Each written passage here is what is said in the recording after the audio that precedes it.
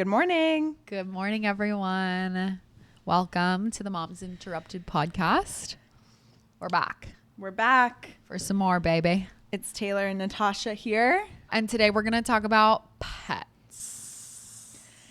I Pets after kids specifically. have some big updates. Deal? Yeah, I converted my toddler's crib into a toddler bed yesterday. The reason is I've been sleeping with my son for about 4 months now, and during pregnancy I've just been too tired and sick and wanting to go to bed early anyway to deal with it.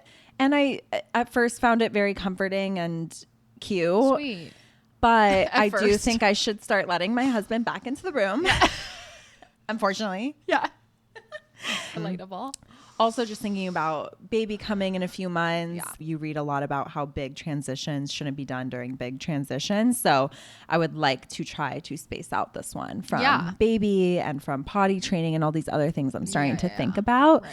So my son was really bad at going to bed on his own in the crib. So we thought a good idea would be to, instead of try to put him to bed and then do the drop into the crib. Yeah. Which is just not doable when you're pregnant and my son is super heavy. Like it's just not doable. Instead, we converted it to a taller bed thinking I could just lay down with him until sleep and then sneak out. So that's what we tried for nap yesterday, and it worked. It was a short nap for an hour, but it still worked. I'll call it a win. Yeah. We made it fun, gave him new stuffed animals and a cute blanket, and said you can read books in it and all these things. Mm-hmm.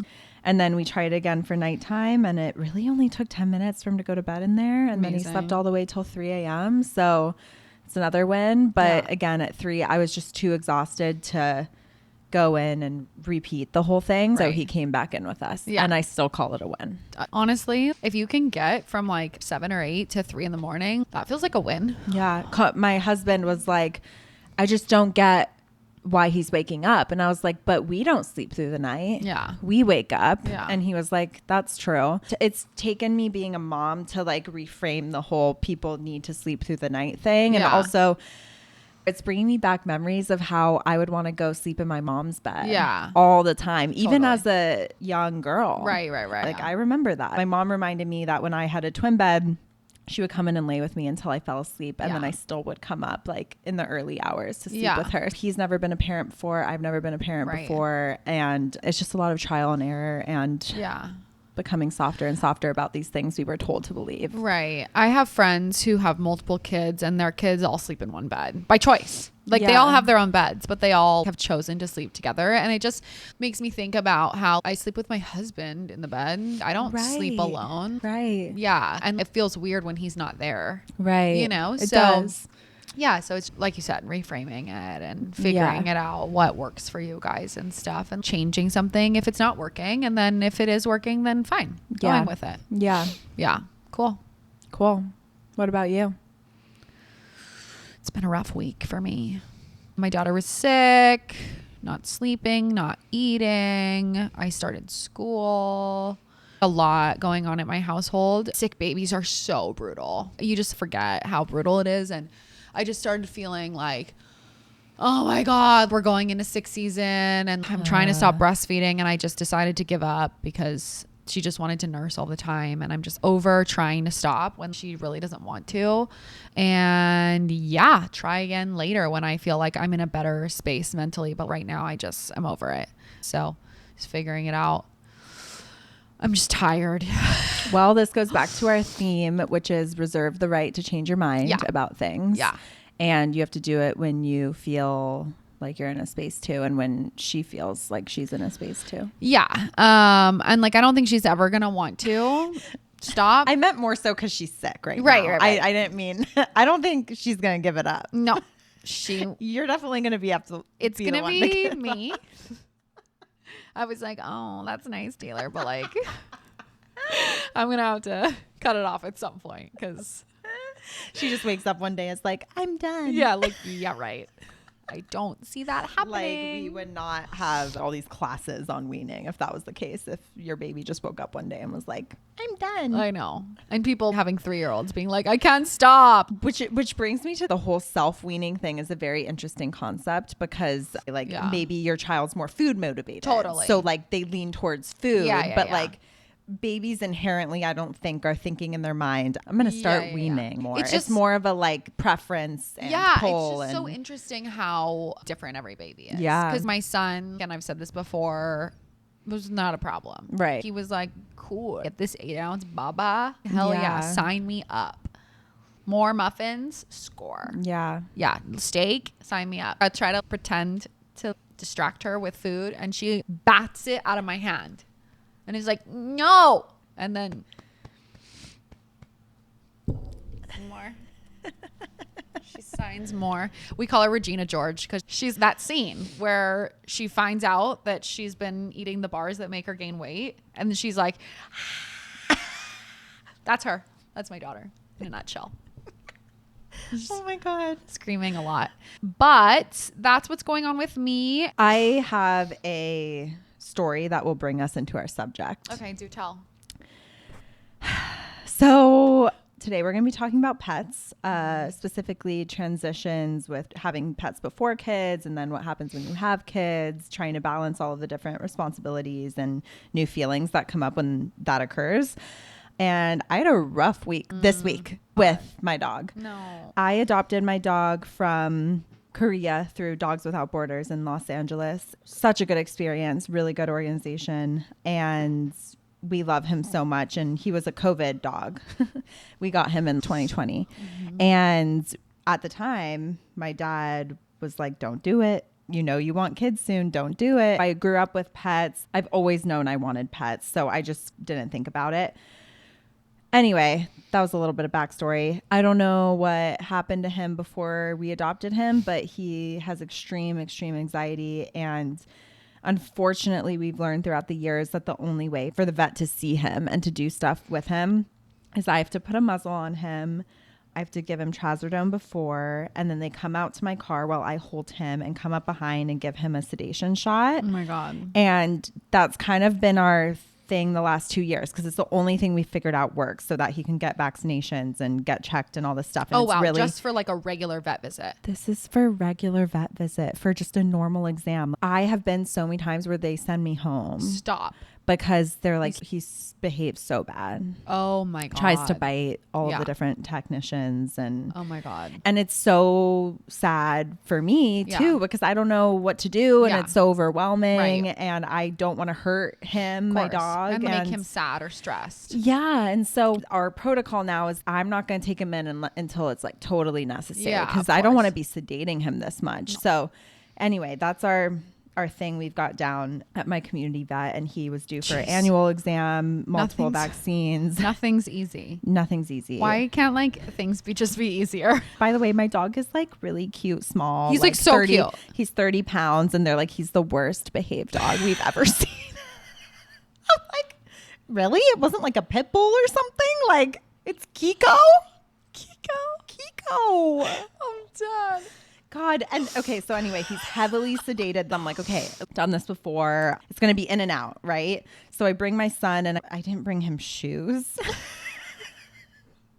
Because I was like, it's going to be in and out. Uh-huh. Like, I'll leave the car for a second, drop off Kiko. We'll sit in the car. We'll wait. I don't know. I don't know what I was thinking. Sure. Didn't bring him shoes. Didn't bring snacks. Didn't bring water. I'm like thinking it's going to be 10 minutes. Yeah. And we live down the street. Yeah. Takes a really long time for the sedative to kick in for Kiko. Oh. So we're sitting there and the vet's bringing crayons and drawing paper and I'm trying to play Blippi on my phone. We were there an hour and a half. No. Thank God they were bringing us waters and stuff. Yeah. But finally the sedation kicks in. He's heavily drugged. They've got him in the back. They're doing everything they need to do. And then he wakes up during the nails because the nails really bother him. He wakes up from his slumber. Drugged out to the max, wakes up and starts to attack them. No. And so they have to gas mask him.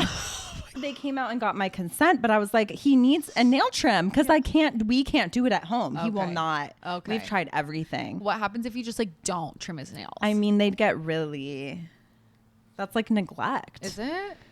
I mean, I already wait. I'm sure it says online, do it every 6 months or something. But like, I'm and we just wait. thinking wild dogs. But the difference is I think they were out running out on the terrain more and like clawing at things, and they were naturally going down. I don't think walks are enough. Anyway, they gas masked him, and then it took a while for him because he was so drugged from all these different things. It took a while for him to get back because they have to give a reversal shot. Do they? For him to wake back up. Oh my God. So it was like $700 for just a normal vet appointment, a normal pet exam. No. And Kelly was crying because he was like, Kiko. And it was so sad to see Kiko all messed up. And I just didn't realize going into it how difficult it is to have little babies while you're also navigating pets' health. I know I have a complicated situation. Yeah. Not all dogs. The worst behaved dog ever. Not all dogs are like that. And by the way, my dog is amazing with my son. He's so the best good. dog ever. Yeah. Weird that he gets so freaked out. I think he's just really traumatized from something. Anyway, that's been really overwhelming, and it got me thinking a lot about this episode and how pets are a big responsibility. They're not just something to go and adopt and buy and not think about how you have to take care of them until they pass away, which can be a long time. And when you don't have kids, you have all of this time and energy, and as you get to a certain age, you're having all of this like parenting energy that you want to give to something. And if you're not ready to have kids yet, you're like, I'm going to adopt an animal and I'm going to give it an amazing life, which is incredible. I've done it. We've done it. My husband and I have had 3 pets together. It's just really hard when the baby comes. One, you feel bad because you're just not physically or emotionally able to give as much to your pet anymore because it's now split. But also, like, why are pets so overstimulating when you have little kids? It's crazy because like, before I would be like, my dog is like a fly on the wall. He's just there. We go on walks. We take him to the park. It's so fun. It's not like a chore. And it feel like it was something to tick off my to-do list. And then afterwards, it's like you see all those videos on social media. You're trying to get the baby to sleep and the mailman comes and you hear the bark. And the rage that fills you. There's something to be said about holding it together for your little kids because it's all encompassing and it's all so overstimulating and exhausting. And then the dog starts barking incessantly and you're like, can you just please shut up? You know? And like, to your point, the nails on the hardwood floor. I don't know if everybody has this problem or if this is a me problem. No. But the nails on the hardwood, like, really. This morning, I actually woke up, looked in my dog's eyes and was like, you're not sleeping in our room tomorrow. Because he slept in our room last night. And anytime I would get up to pee, I heard, and then my brain turns on. Yeah. And I'm just like, get those nails out of here. Like, shut up. Shut up. Oh, and then the cat sleeps in bed on top of me. I love my cat. But we're in this phase where we feel really touched out and overstimulated. The to-do list never ends. And it's just one more thing. And what I think about a lot too is people talk about the village when it comes to kids. Yeah. And I know this sounds kind of dramatic. But I do feel like talking about the village when it comes to pets is important because you have these little kids and all of a sudden you might be home alone dealing with the kid, with the dog. And like, it was really overwhelming for me to figure out how to manage it all and still go on walks when Kelly didn't like the stroller, but we had to walk the dog. And I don't know, it's just things that used to feel so minimal, like just giving dog food twice a day. All of a sudden is like, I forgot this. I forgot. It just becomes and then the guilt. The guilt, because you're like, oh my God, like all I did for the dog today is I fed him. The bare minimum. And yes, of course, we're providing them a much better life than most. We have to give ourselves credit for that. But also, it's a stark difference from before kids and after kids. Like before kids, it was like, he's my baby and we go to the dog park and he comes with us on vacations. And then after kids, it's, oh my God. Yeah. First, we got a cat who we still have. And then we got a dog, my Maximo. And he passed away when I was pregnant with my son. He was only 6. He had a heart condition that we didn't know about. And I was 6 months pregnant. And after a couple of weeks, we were so depressed about Maxie that we rushed out and got a puppy, which I would not recommend getting a puppy when you're 6 months pregnant or pregnant at all, or thinking about getting pregnant, or like thinking about ever having a family. Like, hot tip, don't do it. It's just so hard. Cats, maybe it would be fine, but dogs require you have a dog that wants to be running on the farm. Yeah. You have a big dog. I have a Doberman, and he like not a Chihuahua. No, he's high energy. He requires a lot of exercise, and he is like a shadow. A lot of dogs follow you around the house and stuff. He for sure does. I come over and he follows me. Yeah. He's not chill. Let's just leave it there. Like, he's on Prozac. The vet, similar to your vet, is like, wow, he's really anxious. Why does he not feel settled? But he just never has. Like, he was born like this. A lot of dogs are on medication, which is a totally different, interesting subject. Yeah. Maybe like, they're just in these environments when they're not like inherently used to it. It's so weird because when I was a kid, we didn't have a dog because my mom was like, no. But my friends' dogs like lived outside, and now we go to the nail salon for our dogs. Is that what's giving them anxiety? Do they want to be outside? I don't know what the answer is. But something has changed in the last like 30 years with how pets are treated. And I'm not saying it's a bad thing. My kids love our pets. That's like the biggest win. The key thing. It's so cute. Pets are very overstimulating for moms, but very life enhancing for kids. And I do think that there's a shift that happens when they're older and can like take on responsibilities. Sure. Because I've even seen a big shift with my son's only 2. And he'll help me on dog walks. He'll walk around the yard and go, poop here, mama. Poop here, mama. My son like, does he's the like, same thing with the poop. Yeah, he's like, there's a poop. I'm like, okay. It's become kind of cute because he's learning the things you have to do, take care of the dog. And my daughter thinks it's hilarious to offer the dog whatever snack she has in her hand and then take it away.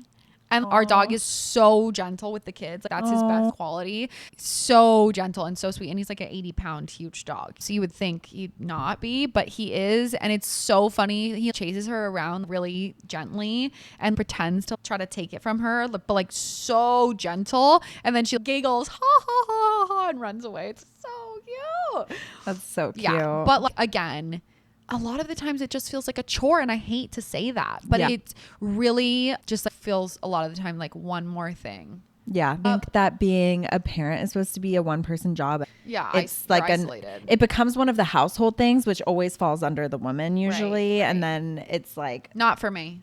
No. Because I'm sorry, but my kids most of the time want me. My son, as he's gotten older, more and more hangs out with dad. Love to hear that. Because I'm so ready. I know you're in it. Well, when baby comes, it's like it really moves the needle. But the dog thing, I'm sorry, but you got to do the dog stuff because the dog likes my husband the best. And so I'm like, this is a perfect opportunity for you to step up and take on something that can be off my plate. Yeah, I actually feel like that's my biggest piece of advice is if you have a pet and you're about to have a child, think about ahead of the time, like ahead of baby coming, who's going to do what and how you're still going to get everything done. Right now, I'm at a really good place with my husband where like I do have to always do morning walks and feeds and all of that with my baby at the same time because he's out the door at 5:36 and it's just not enough time for him to deal with it. Yeah. But always after work, he does the evening dog walk. And sometimes we do it as a family because it's become kind of a fun thing to do. See, that's a nice thing. Gets us out of the house. Gets you out of the house, which is good for everybody at that time of the day. The part for me that's hard is when my husband's out of town and like I'm already managing it all, and then it's like the dog. I've got my 2 kids and then I've got this 80-pound dog, and I'm like, we have to go on a walk because otherwise the dog is going to go berserk.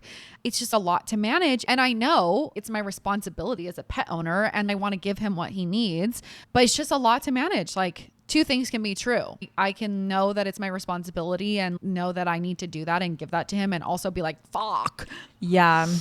In one of the episodes when you're like, what? I'll have a baby. Like, it's hard. Right. Like, that's how I felt about a pet. Yeah. I'm like, okay, you walk and you feed. Like, Right. that's it. But unfortunately, my dog has had a lot of crazy medical things happen. And The financial burden too. it is gnarly. Yeah. I was 2 or 3 months postpartum, and we took him to the park that we always take him to. And it was kind of dark out, and he was running around and tripped in a hole, and his leg got super messed up, and he had to have surgery, and it was $8,000. And because he has insane anxiety, even to get the x-ray done and to figure out what was going on, we had to I'm not kidding, pretty much put him to sleep. Oh my God. In order to do all of these things. And it was so traumatizing. We had a little baby. My husband was working. We were trying to drive up 45 minutes to where the surgeon was for all these appointments and the surgery. And then after the surgery and the healing time, he couldn't walk for months. This is 2 months postpartum. Yes. Taylor. And I just had no idea. I didn't even think about that being a possibility. Yeah. Right. And he literally wasn't allowed to walk on it. So we had him in the baby playpen. How do you get him to not walk? Well, we couldn't go on walks. Oh, okay. We couldn't go on runs. Okay. He had to stay contained in the house. So luckily we have a little yard outside. Yeah. So we would take him out there to try to relieve himself. Yeah. But he was so messed up and on so many drugs for pain medication for so long that I just had the baby playpen and all these pads out for him to go to the bathroom. And meanwhile I'm like breastfeeding and healing and trying to feed my There's infant. like dog shit everywhere. And I just remember hearing my dad's voice, "Don't do it," before getting him. And, obviously I don't regret it, and I love him so much, and I'm so glad we adopted him. But I do think that knowing how intense of a responsibility having a pet is, it's not just like, I'm going to adopt a pet. They have real needs, medical problems, and expenses, and it's a big responsibility. Yeah, and you just don't think about those things before. You're just like, oh, how cute, like we're a family, and you don't realize all of the things. We saw a stat about how Americans, like 85% of people view their pet as their child. That's a big percentage. That's a big percentage. But then you have kids and you're like, oh, never mind. You're like, I love you, but like you're a dog. I love you, but like you're a dog. When you were pregnant, did you do anything weird to get your dog ready to be introduced to the baby? No. Oh, okay. Because I did. But I saw those videos. That's so you coded. Like, no, I didn't do anything weird. Meanwhile, I'm doing all the things. I'm like, let's get you ready.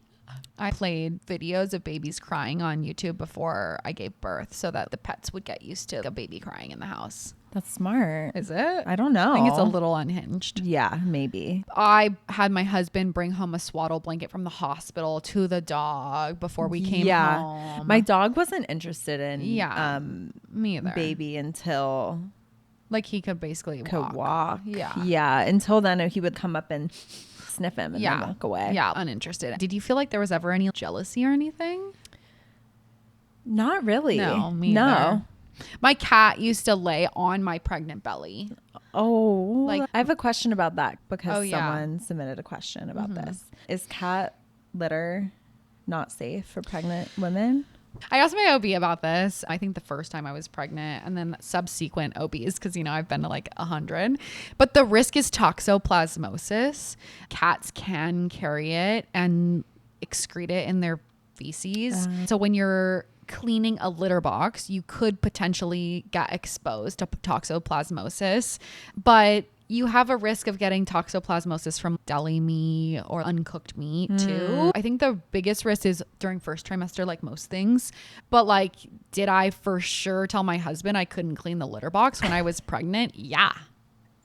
And do I still not clean the litter box because I'm postpartum? Yeah. It's been 4 years since I cleaned the litter box. That's amazing. More than that. I'm like, I can't. I'm breastfeeding. Toxic plasmosis. My OB was basically like, look, you can clean the litter box, just like wash your hands. But if you don't want to, tell your husband I said you can't. And I was Perfect. like, love you. Hot tip. Yeah. I love that. So one thing I want to say about pets, if you're like me and you're more type A and you're like, how do I prepare? You just figure it out. I've said this before, but you figure it out as you go.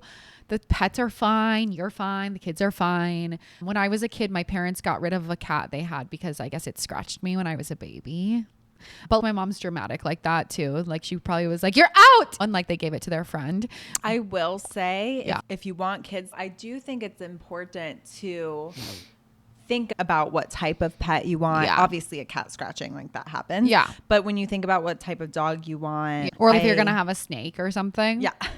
I love all dogs, so I'm not trying to be biased towards certain breeds, but I do have friends who didn't want their dog coming around my baby because they were nervous. And you just don't want to put yourself in a position where you do have to rehouse a pet for that reason. Right. I know someone who just had to rehouse an Aussie even for that reason. Oh, wow. Because they were showing aggression towards the baby. I would say invest in training too. Yeah. If you see any signs of aggression, just make sure you're setting yourself up for success, but also your dog. Like it's not fair to anyone to put them in a bad situation where they're not happy, know how to expect. So one thing I did do, now that I'm thinking about it, is I exposed my dog to my sister's babies. Oh yeah. A lot, in a way that we were both comfortable with. I knew that was a good opportunity for me to get him used to it, and he was used to them kind of like pulling his tail or like doing these things. But I also think it's a really good opportunity to teach kids when you have a pet what they can or can't do to pets. 100%. So that's what I was going to say. A big thing. Because you also have to be the advocate for your pet, right? Yes. And your kid is learning, but it's not fair for your pet to be the brunt of it, right? When we have to go somewhere, we'll send my dog to a boarding